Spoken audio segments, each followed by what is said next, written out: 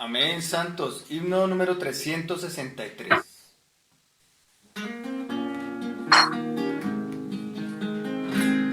Oh, qué bendición gloriosa ser un sacerdote real. Aunque sea el más pequeño, tengo oficio divinal. La edificación del cuerpo por el sacerdocio es. En mi espíritu orando, este oficio cumpliré. Si atiendo este llamado, bajo tu autoridad, se edificará la iglesia por el sacerdocio real. La edificación del cuerpo por el sacerdocio es. En mi espíritu orando, este oficio cumpliré. Es la iglesia, el sacerdocio, concertado en unión. Hoy los sacerdotes juntos forman su edificación. La edificación del cuerpo por el sacerdocio es. En mi espíritu orando, este oficio cumpliré. Por la iglesia degradada, este oficio se anuló. Sus espíritus endebles solo quieren un sermón. La edificación del cuerpo por el sacerdocio es. En mi espíritu orando, este oficio cumpliré. Muchos buscan un mensaje y no quieren funcionar, descuidando el sacerdocio y en espíritu el orar. La edificación del cuerpo por el sacerdocio es. En mi espíritu orando, este oficio cumpliré. Quiero estar bien balanceado y cumplir mi condición. Tu mensaje liberando y guiando a oración. La edificación del cuerpo por el sacerdocio es. En mi espíritu orando, este oficio cumpliré. Con espíritus unidos y vital predicación, se edificará la iglesia al servir en oración. La edificación del cuerpo por el sacerdocio es. En mi espíritu orando, este oficio cumpliré. Amén. Amén. Señor, una vez más estamos buscando tu presencia y buscando tu guianza. Dirige tú este mensaje, imparte tú este mensaje. Aún ve más allá de lo que nosotros podemos hacer. Exprésate, habla, dirige y revela. Gracias por este maravilloso libro de Primera y Segunda Samuel. Ábrelo más a nosotros en estos mensajes. Gracias, Señor. Amén. El mensaje 3, principios espirituales, lecciones de vida y advertencias santas, según son vistos en la historia de Samuel. La historia de Samuel podemos decir que es un reflejo de toda la operación de Dios en su economía, en una historia de una persona muy especial. Y vamos a tocar los puntos centrales de este mensaje. Como siempre les digo, nos gusta extraer los puntos más cruciales y traerlos a ustedes para que ustedes luego en la semana puedan seguir estudiando, puedan seguir profundizando y puedan producir entonces el hablar de Dios el día de la reunión, de la mesa o del momento que tengan el tiempo de profetizar.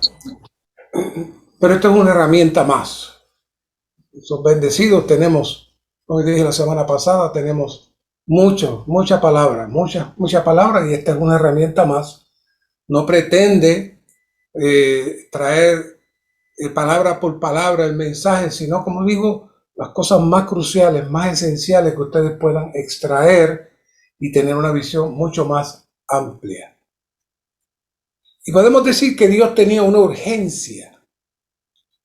Y cuando hablamos de los principios espirituales, tenemos que decir que son principios que nos guían, nos dirigen para mantenernos en la línea correcta. Por otro lado, las lecciones de vida van a producir el perfeccionamiento para avanzar. Y las advertencias santas nos deben alertar para no caer en los errores de los demás. Así que todo eso está implícito, aunque no necesariamente lo estaremos mencionando, pero estos aspectos los estaremos viendo moverse en diferentes situaciones durante todo este proceso. Así que estos escritos de Samuel los podemos definir como principios espirituales, lecciones de vida y advertencias santas. De Samuel pudiéramos estar hablando por horas, hablando todos los detalles de su nacimiento, de su llamado, pero pudiéramos perder la carga central. Y la carga central no necesariamente se puede ver tan visiblemente. Por eso es que es una cristalización. La cristalización es una revelación intrínseca que está subyacente y que se extrae. Y eso es lo que le llamamos el estudio de cristalización. Están los estudios vida, pero sobre los estudios vida entramos en los estudios de cristalización, que es más profundidad, más claridad. Y como estamos sobre la palabra de Dios, esto no tiene fin. Esto no tiene fin. Así que hay un paralelismo en la carga de Dios entre Adán y Eva, el Cana y Ana, y Cristo y la iglesia, para un mismo fin: producir el hijo varón que se habla de Apocalipsis 12, pero vamos a profundizar en esos puntos más adelante. Pero para ir trabajando el tema de que no es necesariamente que querramos traer todos los versículos y todos los capítulos y hablar las historias de Samuel en detalle, eso lo hace usted, pero queremos mirar elevarnos más alto y mirar qué es lo que está subyacente y qué es lo que el Señor quiere mostrarnos en este libro de Samuel. Y el punto principal aquí, detrás de este Samuel individual histórico, es comenzar a ver el desarrollo del Samuel corporativo. Cuando miramos otra vez Génesis 1:28, dice: los bendijo Dios y les dijo: fructificad y multiplicaos, llenad la tierra y sojuzgadla. Y luego en el 2:24 dice: por tanto dejará el hombre a su padre y a su madre, y se unirá a su mujer, y serán una sola carne, una pareja. Por eso comencé diciendo que hay un paralelismo entre Adán y Eva, el Cana y Ana, y Cristo y la iglesia. No se les vaya esa perspectiva, está ahí, escondida.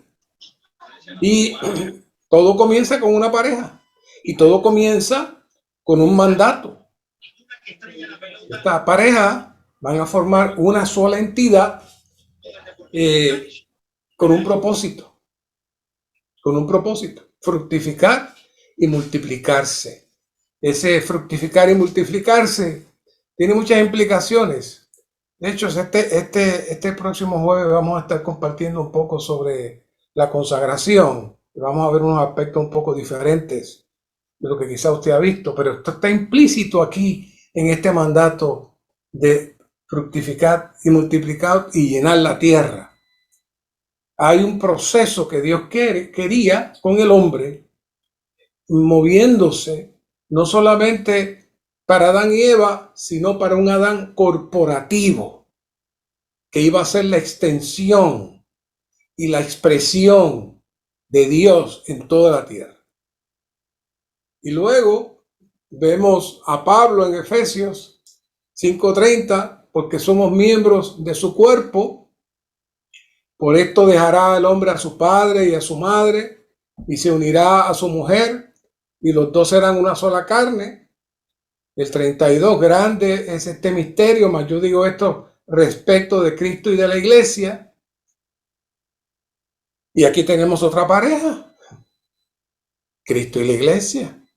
Pero esa pareja, como hablamos ya hace como 2 años atrás, de ese tema del gran misterio, se converge con la carga de Dios de tener una reproducción y tener a su vez un cuerpo y tener muchos hijos, como la reproducción de su hijo.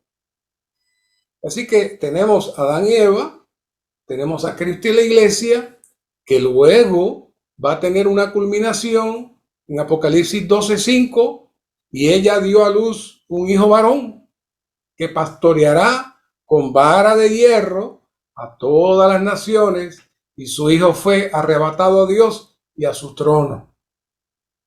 Adán y Eva, multiplíquense. Cristo y la iglesia se unen. ¿Para qué? Según dice Romanos 8:29, para que surjan muchos hermanos.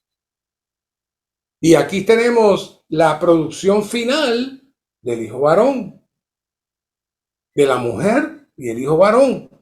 Hay una corriente que está fluyendo, y el libro de Samuel va a presentar el misterio de una manera simple a través de ¿qué? De su historia. Así que, siguiendo la línea del niño, 1 Samuel 1:27 dice Ana, por este niño oraba y Jehová me concedió lo que le pedí. ¿Saben? Esa oración de Ana, ella estaba orando por su hijito, ¿verdad? Tener un hijo. Y como vimos la semana pasada, contrario a otras mujeres que también tuvieron hijos prominentes, podríamos decir, en términos de la economía de Dios, ellas se quedaron con él. Pero Ana lo lloró, lo pidió y lo entregó a Dios. Dios tocó su espíritu, porque Dios necesitaba de Samuel, no para tenerlo a control remoto, sino para que fuera entrenado y perfeccionado con un propósito. Y aquí está Ana orando por este niño. Mateo 1:23, vemos aquí una virgen estar encinta y dar a luz un hijo, y llamarán su nombre Emmanuel, que traducido es Dios con nosotros. ¿Sabían que la oración de Ana por Samuel también produjo este niño en Mateo 1:23? La oración de Ana es la extensión del nacimiento de Cristo. Ella, sin saber, orando por su hijo, estaba orando también por Cristo, por este niño que nació acá. ¿Qué les parece? Y Cristo mismo habla en Juan 16:21. La mujer cuando da luz tiene dolor porque ha llegado su hora, pero después que ha dado a luz un niño, ya no se acuerda de la angustia por el gozo de que haya nacido un hombre en el mundo. Yo nunca he visto una madre, después de pasar, no importa cuántos dolores haya pasado, cuántos sufrimientos, después que la madre ve al niño y sabe que está sano y que está bien, se le olvidaron los dolores. Solamente va a disfrutar la criatura y va a abrazar la criatura y va a mirar la criatura una y otra vez. Por eso es que el Señor está diciendo aquí, Una vez que ha dado a luz al niño, ya no se acuerda de la angustia. Y hay una nota aquí interesante, dice, en esta parábola, el Señor indica que los discípulos eran entonces como una mujer con dolores de parto y que Él era el niño que había de nacer en su resurrección. ¿Qué les parece? Así que la oración de Ana no únicamente produjo el nacimiento físico de Cristo, sino que la oración de Ana se extiende también para otro nacimiento. Por eso fue que en Hebreos dice, yo te he engendrado hoy. Es decir, que Cristo como humano entró la humanidad en la divinidad, en su resurrección, y hubo otro nacimiento más. Y ese nacimiento, ¿dónde salió? De la oración de Ana por este niño oraba. Si la oración de Ana no hubiese salido Samuel, y si no hubiese salido Samuel, no hubiese salido David, y si no hubiese salido David, no llega Cristo. Así que no podemos tomar livianamente este simple versículo. Por este niño oraba y Jehová me concedió lo que le pedí. ¿Saben? Jehová dice por el otro lado, mientras tú orabas, yo pude llevar adelante lo que yo quería. Esa es la profundidad de toda esta palabra. Si nos quedamos por encimita, hay mucho que hablar, muchas cosas bonitas aquí, pero en menos de 5 minutos les he revelado toda la profundidad que hay en esta sencilla oración. Por este niño oraba. Otra extensión de la nota dice, fue engendrado como hijo de Dios en resurrección para impartir vida a los muchos hijos de Dios. Él es el hijo primogénito de Dios que vendrá otra vez. Será el rey en el trono con el cetro en el reino y permanecerá para siempre en la eternidad futura. Es decir, que en la resurrección no solamente hubo un nacimiento del hombre que entró en la divinidad y se mezcló con la humanidad, y la humanidad se mezcló con la divinidad y se produjo una persona especial, sino que también en ese parto también nacieron muchos hijos. Y ese parto también abrió el reino. Y ese parto traerá el reino. Y ese parto va a permanecer, va a traer el fruto final para que todo este universo exprese a Dios. ¿Qué era eso? La oración de Ana. La oración simplecita de Ana. Por este niño oré. Apocalipsis 12:2. Estaba encinta y clamaba. Aquí clamar es orar, igual que Ana. Aquí está la mujer encinta que orando como Ana. Esa mujer encinta somos nosotros hoy. Ya se dio el parto de Samuel, se dio el parto de Jesús, se dio el parto de Cristo resucitado, pero todavía falta otro parto más, que Ana no sabía que estaba orando.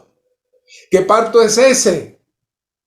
Es el parto de los vencedores en Apocalipsis 12. Y ahora tenemos otra Ana corporativa que está orando hoy. Y este mensaje nos tiene que llevar a orar. Este mensaje nos tiene que llevar a clamar, como dice aquí. Estaba encinta y clamaba, igual que Ana. Estaba clamando, estaba gimiendo por este niño que nació. Bueno, el Señor hoy está trabajando en nosotros para que surja este parto final. La nota dice, el niño que iba a tener, aquí en Apocalipsis 12:2, por ser un hijo varón, representa la parte más fuerte del pueblo de Dios. A través de todas las generaciones ha habido entre el pueblo de Dios algunos más fuertes que otros. La Biblia los considera una unidad colectiva que pelea la batalla por Dios y trae el reino de Dios a la tierra. Y también dice, con dolores de parto, en la angustia del alumbramiento, significa que por todas las generaciones el pueblo de Dios ha sufrido dolores de parto para dar a luz un hijo varón que peleará por el reino de Dios. Y ella dio a luz un hijo varón que pastoreará con vara de hierro a todas las naciones, y su hijo fue arrebatado a Dios y su trono. ¿Quién comenzó eso? La oración de Ana. La oración de Ana. Y hoy estamos en la extensión de la oración de Ana, camino a ese último parto que es la extensión del parto de Ana. Así que Dios tenía una situación muy seria y la discutimos la semana pasada. La línea de la vida se había perdido. Dios, el camino que estuvo trazando desde Adán hasta Noé, y de Noé hasta Abraham, y de Abraham hasta Moisés, y Moisés con los sacerdotes y los profetas, más bien con los sacerdotes, se fue perdiendo hasta entrar entonces a lo único que le quedaba a Dios, que era algunos buenos jueces. Los jueces venían a ser como la policía que representaba a Dios y defendía a Dios de sus enemigos. Cuando el juez moría, ellos volvían otra vez a su degradación y a su muerte y a perder las batallas. Así que en el momento que Elcana y Ana comienzan a orar, aunque dice que la que oró fue Ana, pero yo me da la impresión que también Elcana oró. Él también amaba a su hijo. Así que ellos fueron los únicos disponibles para Dios, para volver a activar la línea de la vida que había desaparecido ya con el último juez, que fue Sansón, que también era un nazareo, pero no guardó el nazareato, sino que se contaminó y no se apartó.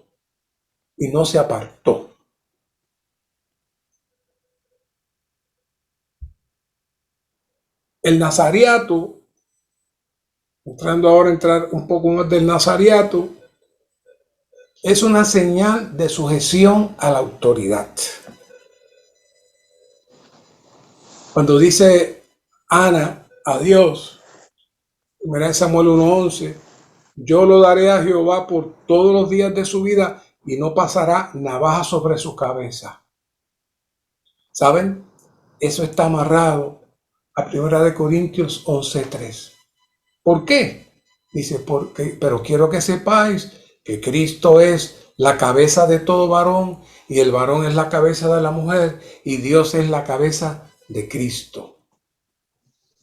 Y en Efesios 1:10, para la economía de la plenitud de los tiempos. Para la economía de la plenitud de los tiempos.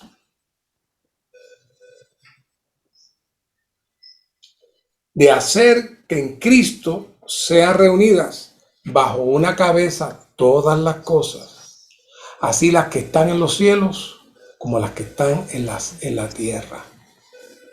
Quiere decir que cuando Ana declara el nazareato, porque no fue Samuel, porque él no estaba naciendo, fue Ana quien proclamó el nazareato para que él lo cumpliera. Se estaba dando aquí estas tres cosas. Número uno, cuando un hombre o una mujer, dice aquí número 6.2, haga un voto especial en voto de nazareo a fin de apartarse para Jehová, todos los días del voto del nazareato no pasará navaja sobre su cabeza hasta que sean cumplidos los días durante los cuales se apartó para Jehová. Será santo, dejará crecer las guedejas del cabello de su cabeza. La nota dice, en la Biblia, el pelo largo significa la posición de sujeción a la cabeza como autoridad. El hecho de que el nazareo se dejara el pelo largo era una señal de que así como la mujer toma a su marido como cabeza, él tomaba a Dios como cabeza, considerándolo así su marido. Así que un nazareo es uno que somete a Dios, se somete a Dios tomándolo como cabeza y autoridad. Profundo este asunto. Siempre se están imaginando pues los nazareos con el pelo larguísimo y pues que era una costumbre. No. ¿Saben? El universo el nazariato estaba hablando de lo que Dios quería hacer, de poner todas las cosas bajo una cabeza, como dice Efesios 1:10. Ya Ana, sin saberlo, estaba produciendo un ser en esta tierra que iba a sujetarse e iba a aceptar a Dios como su cabeza. Satanás, y hemos hablado muchas veces de eso, se rebeló, se salió de la cabeza, se salió de Dios. El hombre cayó, se salió de la cabeza, se salió de Cristo. Así que estaban todos descabezados. Pero cuando llega Ana dice, no, mi hijo va a estar bajo la cabeza.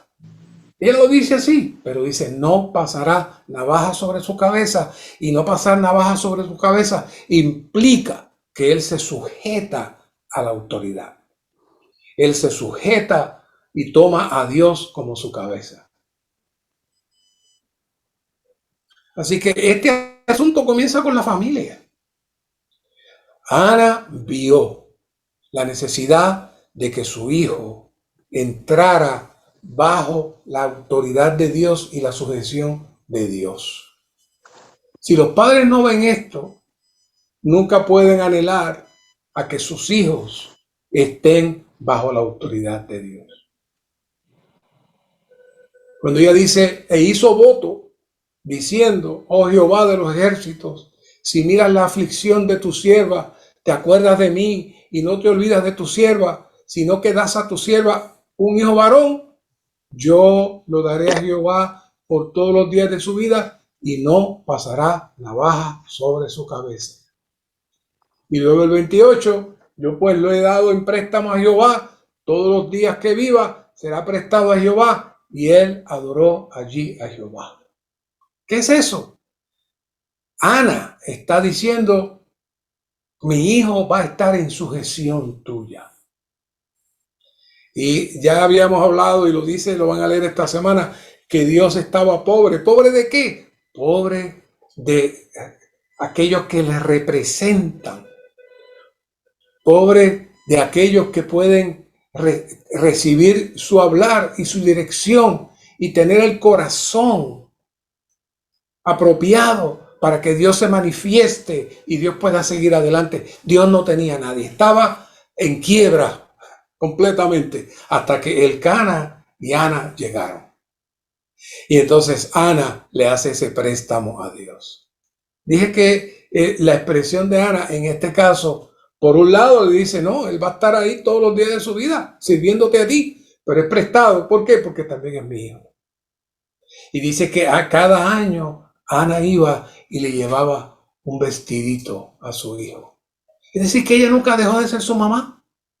Ella no fue que lo soltó allí y no lo volvió a ver más. No, ella iba cada año. Y quién sabe si iba otros días más. No dice la Biblia, pero por lo menos dice, cada año iba, le llevaba un vestidito. ¿No creen que le daba un abrazo y un beso? Claro que sí, era su hijo. Estaba para el servicio de Dios, pero era su hijo. Y lo estaba cuidando. Maravilloso esa expresión de ella ahí. Pero lo más importante es que Ana estaba clara que aunque ese era su hijo, estaba bajo Dios, para que le sirviera a Dios. Por eso Dios le declara a Elí que tenía un nuevo sacerdote conforme a su corazón. En 1 Samuel 2:18 se ve algo muy interesante. Samuel dice, siendo muchacho. ¿Qué es muchacho? Yo entiendo que debe estar entre los 12 y los 15. Joven.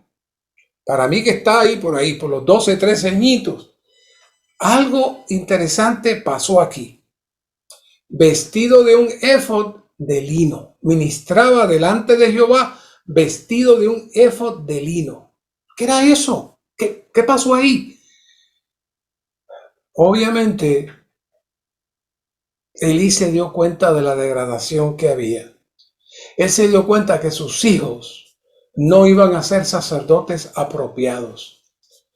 Y él percibió que él necesitaba entrenar a este niño, porque posiblemente, aunque no era un sacerdote oficial, por lo menos podía llevar adelante el sacerdocio, aunque él no fuera un sacerdote oficial.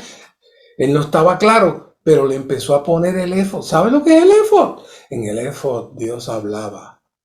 En el éfod él podía percibir la carga de Dios. Él estaba siendo entrenado para recibir el hablar de Dios. Y dice en el 11, y el Cana fue a Ramá, a su casa. Ahí está. Y el niño ministraba a Jehová delante del sacerdote Elí. Estaba siendo entrenado en todas las dotes sacerdotales, aun cuando no era sacerdote. Ahora, en el 35, aparece uno que le llaman un varón de Dios. Esa expresión se utilizaba mucho en el Antiguo Testamento. Y yo me haré surgir, después que este profeta le habla de la degradación que estaba, la situación, como Dios veía la cosa, el asunto. Entonces él le dice, yo me haré surgir un sacerdote fiel, quien haga conforme a lo que está en mi corazón y en mi mente. Y yo le edificaré casa firme, y él andará delante de mí, de mi ungido, continuamente. ¿Qué es eso? Dios está no solamente profetizando de Samuel, también profetizando al futuro. Pero aquí directamente le está diciendo, tu sacerdocio se va a acabar, tu sacerdocio no va a durar, porque yo me haré surgir un sacerdote fiel, que haga conforme a lo que está en mi corazón y mi mente. Oiga, Samuel estaba siendo entrenado para recibir lo que estaba en el corazón de Dios y en la mente de Dios. Y en la mente de Dios. Ese era su entrenamiento desde muchacho, como dice la Biblia. Estaba ahí con el éfod, aprendiendo a ministrar, pero lo que aprendía no era solamente las cosas externas, sino que también Dios estaba transmitiendo en él lo que estaba en su corazón y lo que estaba en su mente. Por eso se da esta historia que todos conocemos cuando Dios llamó a Samuel 3 veces y entonces percibió Elí que Jehová llamaba al niño y dijo Elí a Samuel, ve y acuéstate, y si te llama dirás, habla, oh Jehová, porque tu siervo escucha. Y vino Jehová, se le presentó y llamó como las otras veces, Samuel, Samuel. Le respondió Samuel, habla, porque tu siervo escucha. Así que dentro de todas las cosas negativas que Elí tenía, por lo menos fue entrenando a este niño, que luego fue un jovencito, a escuchar la voz de Dios y a percibir la voz de Dios. Esto nos habla de que si perdemos la voz de Dios, si perdemos el hablar de Dios, entramos en degradación. Elí no la tenía. Así que cuando aparentemente él se dio cuenta cuando el niño le dijo cómo era el hablar, él sabe que en un momento dado posiblemente Dios también le habló, pero por causa de la degradación y la muerte, ya Dios no le habló más. Nuestra vida depende de las palabras del Señor y nuestra obra depende de sus mandatos, de lo que Él nos dice. Si no hay el hablar del Señor, no nos capacitamos. No hay manera que el Señor pueda seguir adelante y llevar adelante su economía eterna. Así que estamos en este proceso. Por eso, hermanos, para la gloria del Señor, en su recobro, el hablar de Dios no está carente. El hablar de Dios es abundante. Y lo que necesitamos es tener el oído apropiado y la sensibilidad apropiada para recibir tal hablar. Samuel aprendió de Elí a ministrar a Jehová como sacerdote. Pero por otro lado, mientras Samuel aprendía, pudo observar el deterioro del sacerdocio arónico degradado. Pero esto no debilitó a Samuel. Él continuó firme, siguió adelante. Y fue una advertencia. Esta es una de las advertencias que hablamos. Estas son advertencias. Nosotros, cuando nos enfrentamos a la degradación, necesitamos tomar la postura correcta. No es comenzar a criticar, sino no repetir lo que otros están haciendo. Él se mantuvo limpio, se mantuvo íntegro. Y luego eso lo llevó a ser un juez que juzgó a Israel, un profeta que profetizó por Dios y finalmente uno que introdujo el reinado. Todo un tipo de Cristo, todo un tipo de un vencedor. Este hijo que Ana oró comenzó a vivir y a reflejar lo que Dios quiere hacer con todos sus hijos, con todos sus hijos. Por eso, en Éxodo 19, Dios le habló a Moisés y dile a su pueblo que yo los he elegido para que sean un pueblo de sacerdotes, una nación santa. Y luego Pedro le añade un linaje escogido, nación santa, reino de sacerdotes, un reino de sacerdotes. Pero, ¿qué pasó? Ellos no quisieron escuchar. Ellos no quisieron ser infundidos con la palabra de Dios y llegaron hasta Samuel. Llegaron hasta Elí. Por eso aquí está Dios levantando otra vez todo lo que se había caído, todo lo que se había perdido en una sola persona. Fue lo único que consiguió una sola persona. Pero lo logró. La oración de Ana y el corazón de Samuel hicieron una combinación maravillosa que Dios pudo seguir adelante. Samuel fue quien realizó el cambio de era a la era del reino con el reinado. Así que esto reviste gran importancia no solo para la historia de Israel, sino para toda la humanidad.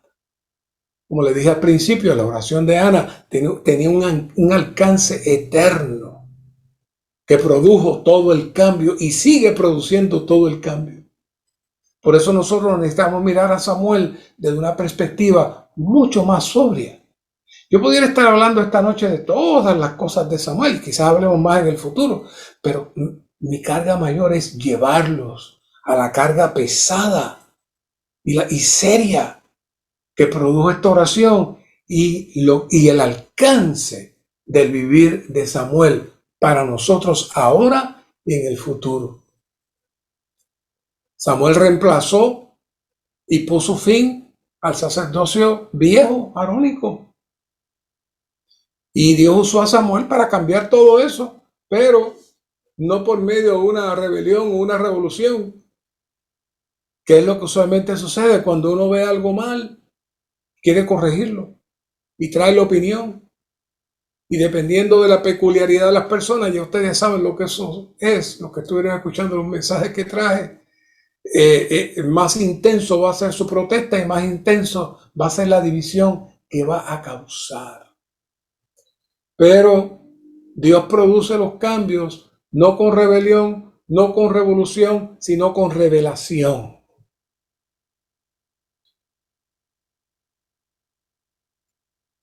Y esa revelación amarrada de autoridad y liderazgo como lo tenía Samuel.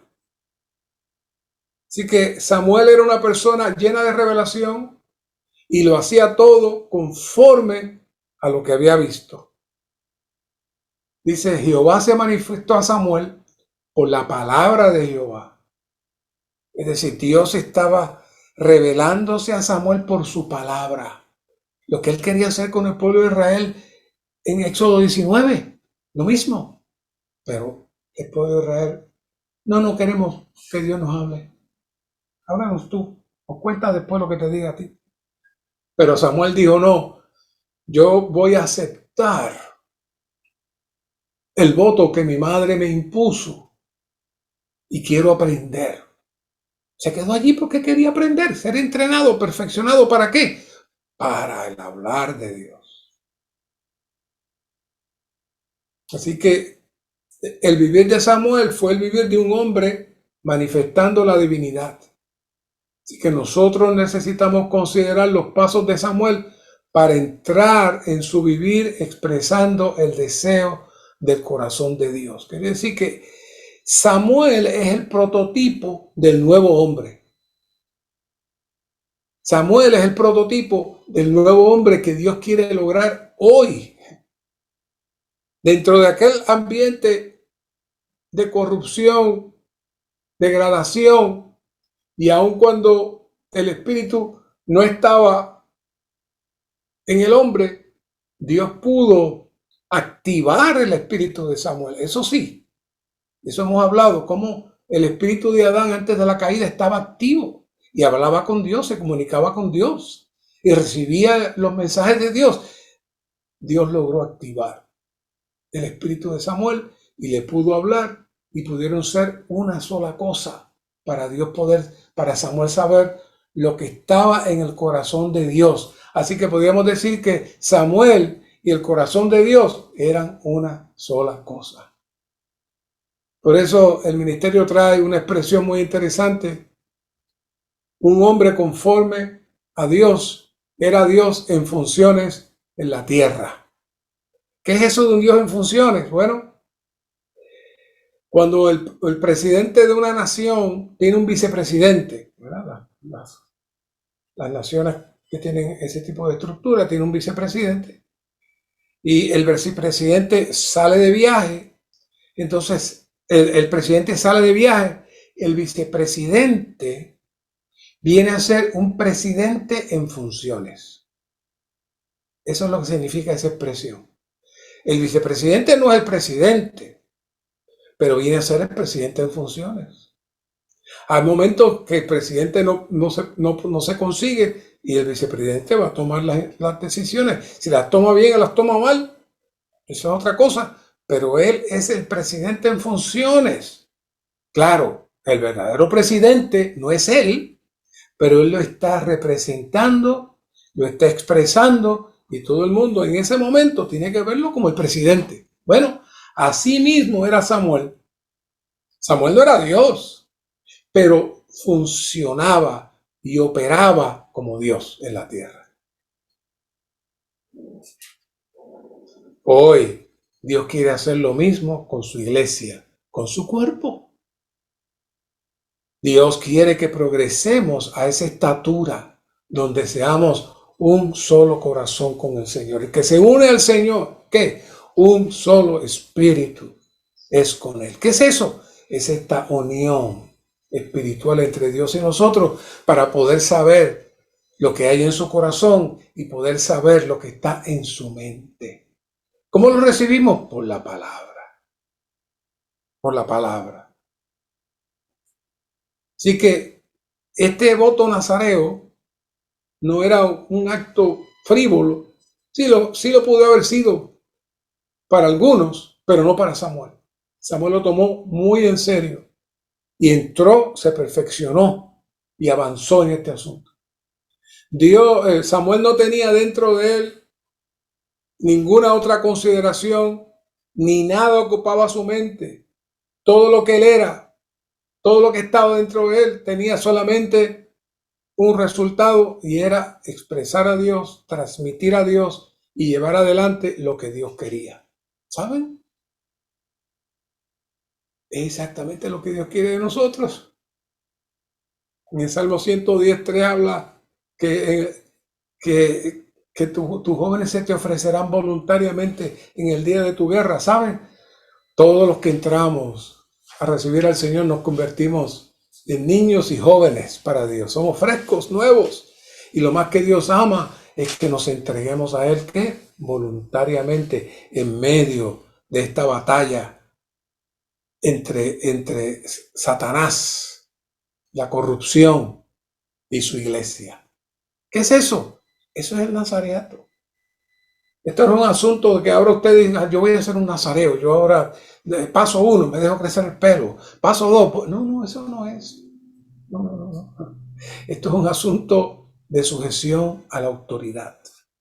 Una vez que nosotros nos sujetamos a la autoridad y se cumple lo que dice ahí en 1 Corintios 11, donde Dios es cabeza de Cristo, Cristo es cabeza del hombre. Y el hombre es cabeza de la mujer. Hay un orden. Se está cumpliendo el nazareato. Pero cuando se rompe eso, entonces entramos al caos. Y entramos otra vez al desorden satánico, que es lo que impera en este universo. Así que para que sucediera, Dios tenía que hacer surgir una persona llena de vida, un profeta que hablase por él, conforme a lo dispuesto por Dios. Samuel es considerado el primer profeta, pues fue él quien introdujo el profetismo para que Dios impartiera su hablar. Habían profetas, pero este profeta no era únicamente para predecir. Habían profetas en el tiempo de Moisés, pero esos profetas eran unos profetas de ratitos, donde a veces se les revelaba alguna cosa y ellos la decían y profetizaban y hablaban, pero este profeta era otra cosa. Este profeta traía la carga de Dios. No únicamente para decir lo que iba a pasar o decir, sino para llevar adelante lo que Dios deseaba y hablar el hablar exacto de Dios en todas sus decisiones. Esa es la profecía que Dios necesita restaurar hoy en la iglesia. Por eso en 1 Samuel 3, 19, 20 dice, Samuel crecía y Jehová estaba con él y no dejaba caer a tierra ninguna de sus palabras. Samuel no dejaba caer a tierra ninguna de sus palabras. Samuel estaba ahí, agarrando el hablar de Dios, tomando el hablar de Dios. ¿Para qué? Para llevarlo adelante. En eso consistía la profecía de Samuel. No era para que estuviera hablando de lo que iba a pasar. No. Era para él hablar y traer el hablar preciso de Dios. Por eso Samuel cambió la era en la administración de Dios, de la era del sacerdocio a la era del profetismo con el reinado. Por eso Samuel llegó a estar por encima del rey, de los reyes, y los reyes lo buscaban. Aun cuando Saúl murió, estaba desesperado porque no tenía el hablar. Pero cuando el rey escucha al profeta, entonces está recibiendo el hablar de Dios. No para que le diga, a veces se lo decía, pero también le señalaba sus faltas y le señalaba su pecado, como pasaba con David. El profeta no solamente estaba allí para decirle cosas buenas o las cosas que iban a pasar, también se convertía en juez para decirle cuando tú estás pecando, como pasó cuando el asunto de Urías, que él mandó a matar a Urías indirectamente para quedarse con la esposa. ¿Qué pasó? El profeta vino y lo expuso. Ese es el hablar de Dios. Ese es un profetismo que opera en diferentes niveles. Así que volvemos a traer el tema. Samuel era uno con Dios en la tierra como un Dios en funciones sobre la tierra. Es decir, como el vicepresidente que está actuando ahora como presidente. Él es el representante del Dios en los cielos que gobierna a su pueblo en la tierra. Samuel ministró en 5 estatus y eso lo hablamos la semana pasada. Samuel ministró como nazareo consagrado absolutamente a Dios para el cumplimiento de su economía. Hoy necesitamos entrar en ese nazareato. El Nuevo Testamento está cargado de este asunto. Está cargado de que necesitamos negar nuestra vida del alma. Que necesitamos darnos cuenta que no podemos servir a 2 señores. Y que si aspiramos a ser vencedores y si aspiramos a que Dios nos use, que si aspiramos que el Señor nos guíe, necesitamos entrar a vivir absolutamente para Dios. Y tener solamente una meta, que Dios logre su economía. Especialmente en este asunto, como comenzamos hablando, Dios necesita hogares, Dios necesita parejas, Dios necesita mujeres y hombres que pongan a sus hijos en oración y que los entren y los presenten, no para ellos, para Dios. Y cuando ese niño crece, como pasó con Samuel, estaba claro cuál era su función y cuál era su operación. Luego Samuel ministró como sacerdote que honraba a Dios y agradaba a Dios para reemplazar el sacerdocio caduco y degradado. Y él fue fiel para actuar en beneficio de Dios, encargado incluso de nombrar y establecer reyes para el gobierno divino sobre la tierra. ¿Qué es eso? Hoy nosotros, la iglesia, tiene que ser el sacerdote, establecer el sacerdocio de Dios. ¿Por qué? Porque nos toca a nosotros ahora llevar adelante esta función de tal manera que el reino se dé.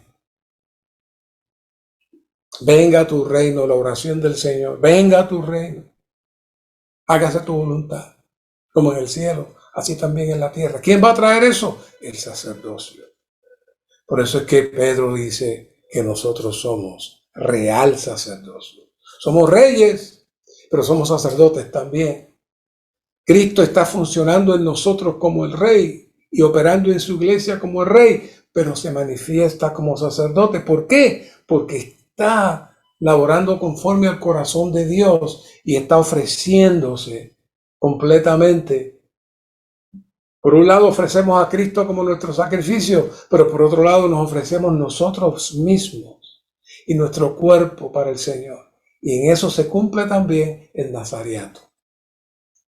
No hacer eso es caer en la degradación, es caer en la vía fácil. Un hermano hablaba iglesias a control remoto, donde nadie hace nada y todo es sencillo, ya tenemos el programa, ya está todo hecho. Aquí no hay que hacer nada, que venga la gente y se vaya. Bueno, no hay mucha diferencia de eso y otras cosas que hay por ahí. Samuel ministró también como profeta. El profetismo que Samuel trajo, como dije anteriormente, no fue un profetismo liviano, sino fue un profetismo donde él podía transmitir el hablar de Dios. Hoy en la vida de la iglesia, por cuanto estamos recibiendo el hablar de Dios, estamos siendo instruidos para que nuestro espíritu pueda ser activado. Podemos movernos también como aquellos profetas que cuando hablamos la gente se estremece y la gente es convencida y saben que Dios está ahí. Hoy estamos ejerciendo tal ministerio. Hoy está en nuestras manos reemplazar el cristianismo degradado, el cristianismo viejo, el cristianismo tradicional, para vivir en nuestra vida el reino de sacerdotes como profetas y como reyes, para que Cristo sea expresado en nosotros. Y la clave, y como eso se logra, es entrando en la oración intensa, como Ana, tocando la carga de Dios, el deseo de Dios, el propósito de Dios, de tal manera que podamos entonces producir el nacimiento. ¿El producir el nacimiento de qué? Del Hijo varón, que encarna todas estas funciones, y el Señor está esperando que eso salga. Por eso hoy nosotros como la iglesia tenemos que gemir como Ana gimió, para que el Señor produzca lo que Él está buscando. Así que todo este relato de Samuel constituye un cuadro de lo que debe ser nuestra situación hoy. En primer lugar, debemos ser un Samuel, primero, que encarna todas las funciones, y luego un David, un Samuel que tiene la vida divina esencial, y un David que tiene la autoridad para expresar a Dios. Y también vino de un descendiente muy trágico, que fue Coré. Él vino descendiente de Coré, y era levita, pero no venía de la línea de Aarón. Por lo tanto, eso produjo que Ana lo podía llevar al templo para que sirviera como asistente de los sacerdotes. Entonces Dios utilizó, número uno, que él era de la línea de los levitas, y número dos, que él estaba allí, en medio de un caos. Así que Elí se dio cuenta de que este muchacho tenía la capacidad de aprender todas las cosas, y por otro lado, Dios lo elige. O sea, pero no era que todos los nazareos, si querían, podían hacerse sacerdotes. Ese no era el punto. Sansón era nazareo y no podía ser sacerdote. Punto, no podía ser sacerdote. Pero aquí se dan todos los elementos. Samuel estaba en el templo, era levita, estaba siendo adiestrado de ayudante de sacerdote, pero a la misma vez, por causa de la degradación, Dios lo elige. Como dice ahí en Primera de Samuel 2:32. Dios lo elige como sacerdote. Dios es el que estableció el sacerdocio. Él nombra a quien Él quiere. Nombra a quien Él quiere. Así que aquí vemos que Dios elige a Samuel. Él no eligió ser nazareo, la madre lo puso ahí, pero no solamente Dios lo acepta como nazareo, sino que también lo nombra sacerdote.